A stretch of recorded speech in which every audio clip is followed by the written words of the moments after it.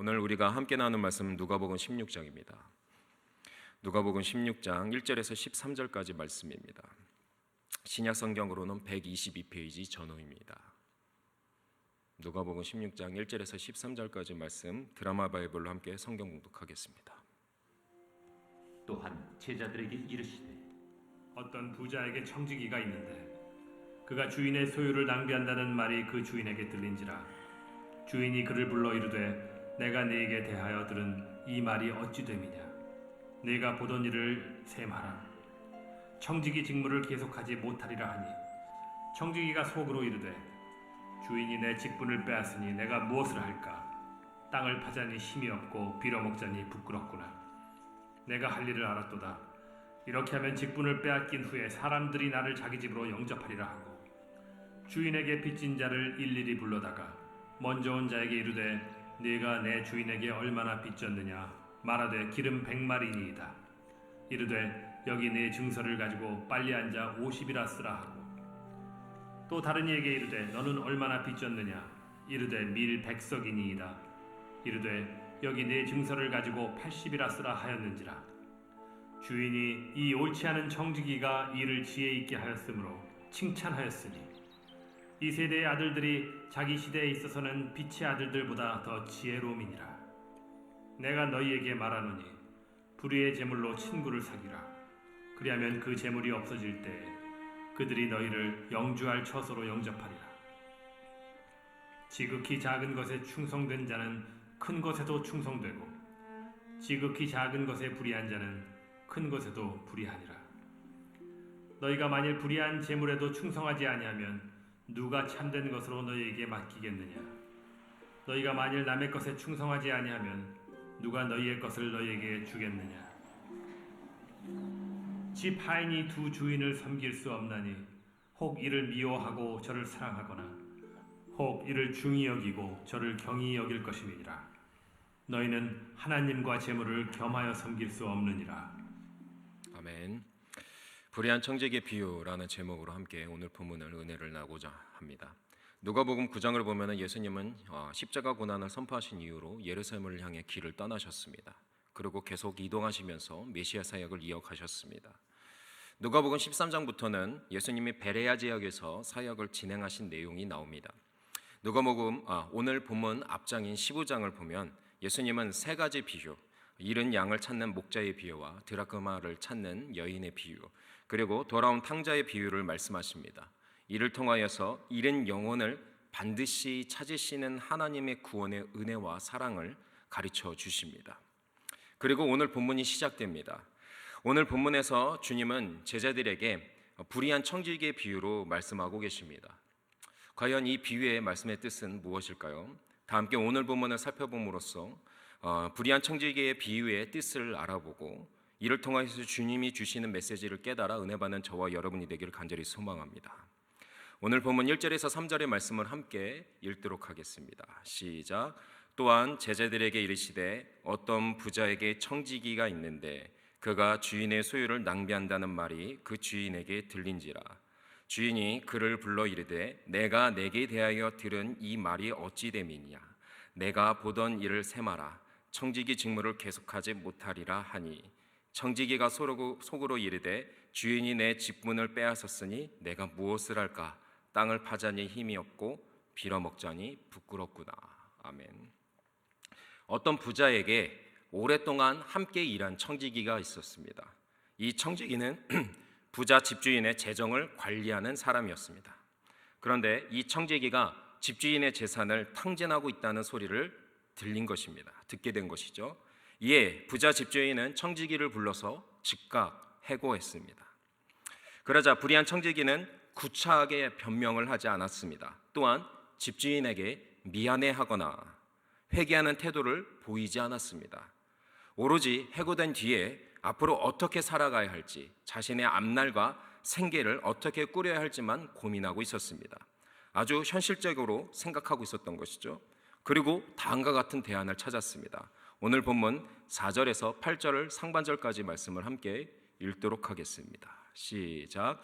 내가 할 일을 알았도다. 이렇게 하면 직분을 빼앗긴 후에 사람들이 나를 자기 집으로 영접하리라 하고 주인에게 빚진 자를 일일이 불러다가 먼저 온 자에게 이르되 내가 내 주인에게 얼마나 빚졌느냐 말하되 기름 100마리이다. 이르되 여기 내 증서를 가지고 빨리 앉아 50이라 쓰라 하고 또 다른 이에게 이르되 너는 얼마나 빚졌느냐 이르되 100석이니이다. 여기 내 증서를 가지고 80이라 쓰라 하였는지라. 주인이 이 옳지 않은 청지기가 이를 지혜 있게 하였으므로 칭찬하였으니. 아멘. 불의한 청지기는 집주인에게 빚진 자들을 불러 모으기로 합니다.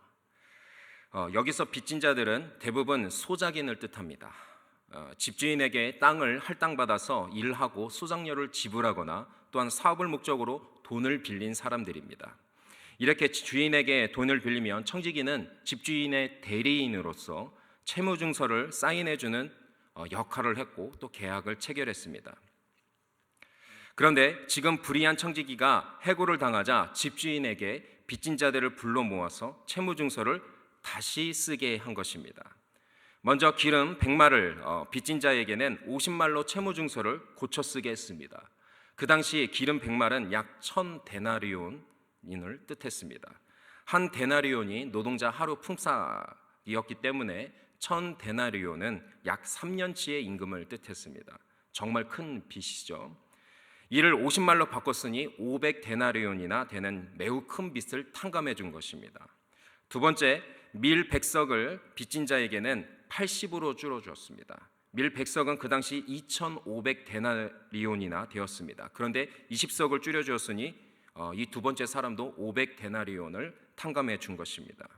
이렇게 불의한 청지기는 집주인에게 빚진 자들에게 채무증서를 조작해서 빚을 대폭 줄여주었습니다.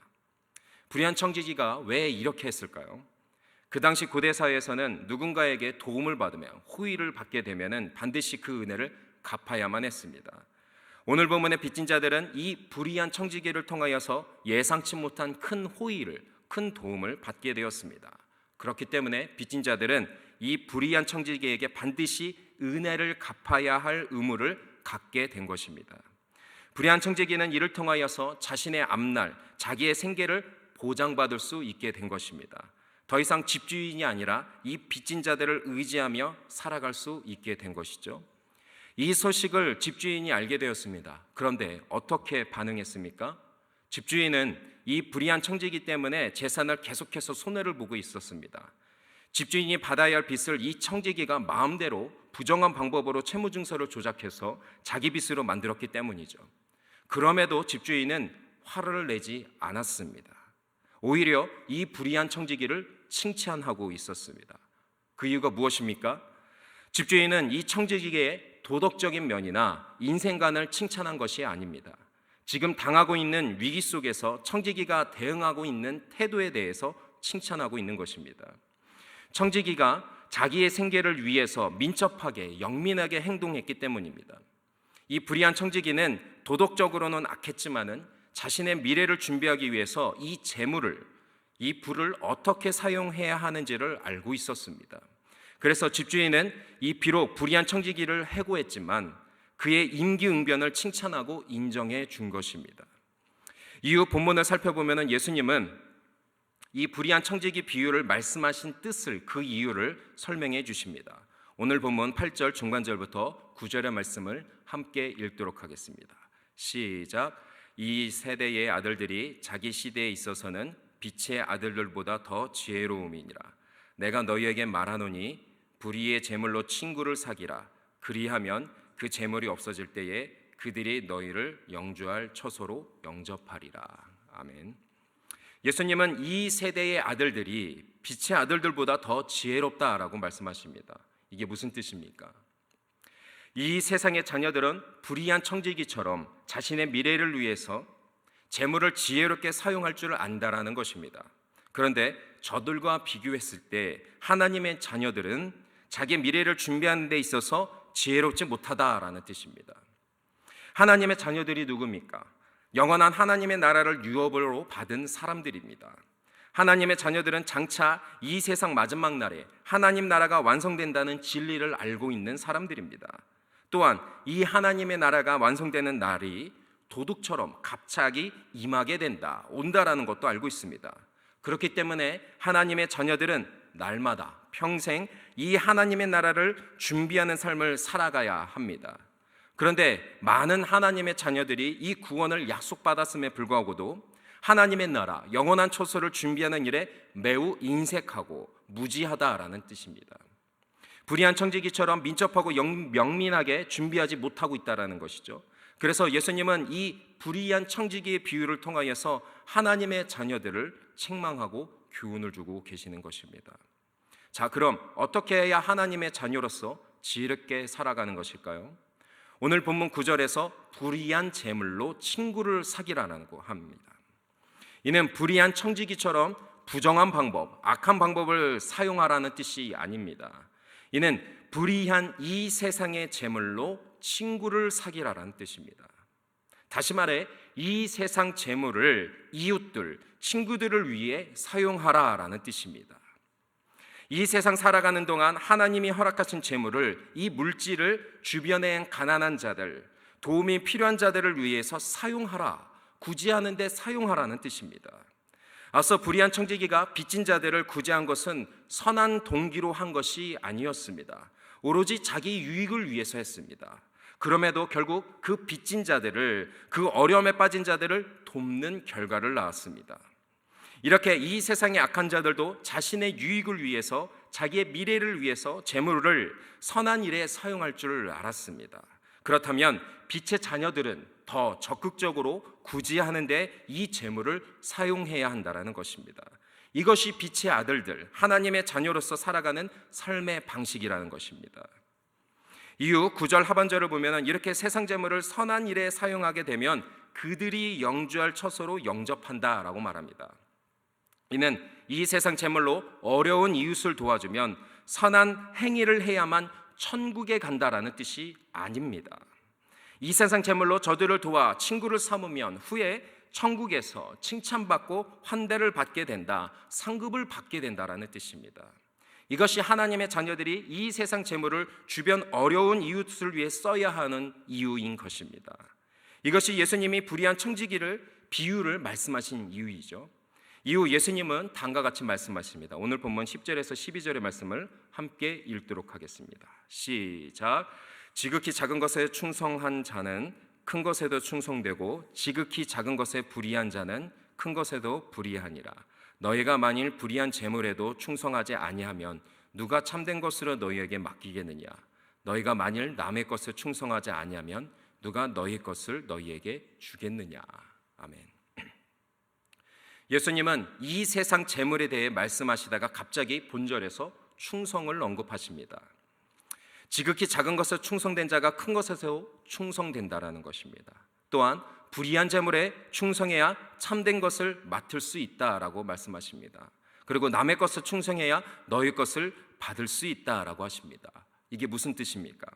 여기서 지극히 작은 것, 불의한 재물, 남의 것이란 앞절에서 불의한 청지기가 자신의 생계를 위해서 준비했던 일들, 재물을 사용했던 일들을 뜻합니다. 청지기가 맡은 주인의 재물을 민첩하게, 영민하게 사용함으로써 결국 주인으로부터 칭찬을 받았습니다.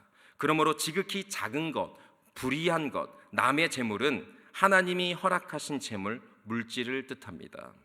또한 본절에서 큰 것, 참된 것, 그리고 너희 것이란 하나님의 뜻을 위한 것, 영원한 하나님의 나라를 뜻합니다. 이 모든 것들을 간단하게 정리를 하자면 하나님이 맡기신 재물을 청지기로서 하나님의 뜻에 따라 충성스럽게 사용해야 영원한 하나님의 나라의 유업을, 상급을 받을 수 있다는 것입니다. 이와 반대로 하나님의 재물을 자기 마음대로 쓰면 장차 하나님 나라에서 상급을 받지 못한다는 것입니다. 이것이 하나님이 가르쳐 주시는 올바른 재물관인 것이죠.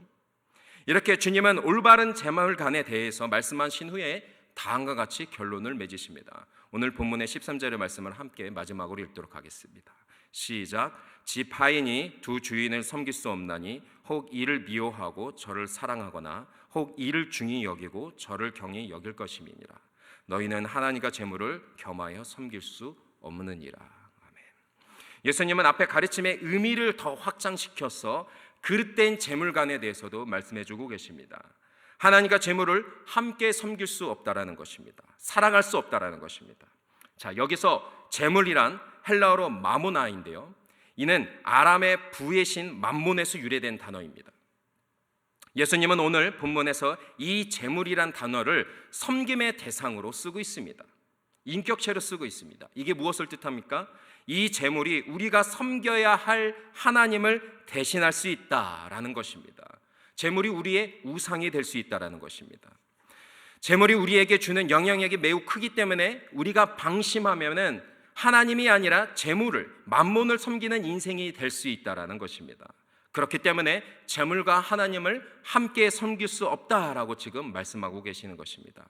재물이 우리 영혼이 마음이 빼앗기지 않도록 경고하기 위해서 지금 하나님께서 마지막으로 가르침을 주신 것입니다. 여기까지가 오늘 본문의 내용입니다. 그러므로 오늘 본문을 통해서 주님이 주시는 메시지는 다음과 같이 정리할 수 있을 것 같습니다. 하나님이 맡기신 재물을 하나님의 뜻대로 충성되게 관리해야 한다라는 것입니다. 이것이 빛의 자녀된 우리가 이 세상에서 감당해야 할 사명이다라는 것입니다. 오늘 본문을 우리에게 적용해 보면서 결론을 맺길 원합니다. 예수님은 오늘 본문을 바리새인들이 아니라 제자들에게 주셨습니다. 제자들을 향해 가르침을 주신 것입니다. 이는 참된 제자의 길을 가려면 이 재물을 청지기의 마음으로 사용해야 한다라는 것입니다. 하나님이 허락하신 재물을 하나님의 뜻대로 사용해야 한다라는 것입니다. 내 욕심, 내 안위를 위해서 쓰는 것이 아니라 주변에 도움이 필요한 이웃들, 가난하고 소외된 자들을 위하여서 구제하기 위해서 사용할 때 하나님의 뜻을 이룰 수 있다. 이것이 참된 제자도의 길이다라는 것입니다.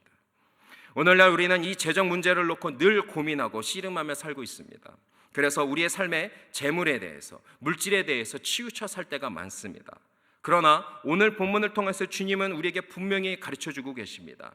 우리가 지금 누리고 있는 이 재정은, 이 물질은 우리의 것이 아니라 이 모두 다 하나님이 우리에게 맡기신 것이란 것입니다. 하나님의 것이라는 것입니다.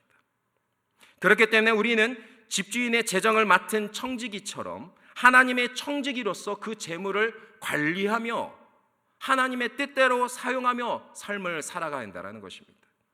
오늘 본문의 불의한 청지기의 불의한 방법이 아니라 하나님이 맡기신 재물을 우리의 욕심이 아니라 하나님의 뜻대로 사용하기 위해서 늘 경계하고 영적으로 깨어 있어야 한다라는 것입니다. 그럴 때 우리가 약속받은 영원한 처소, 천국에 들어갈 때 상급이 있다라는 것이죠. 이것이 우리를 향한 하나님의 뜻, 구원을 이루는 삶의 방식이라는 것입니다. 그렇습니다. 재물을 어떻게 사용하는 문제는 우리의 구원과 직결된 문제입니다. 그러므로 우리 함께 그동안 이 재정을 어떻게 사용했는지, 누구를 위해서 사용했는지 돌아보는 저와 여러분이 되길 간절히 소망합니다.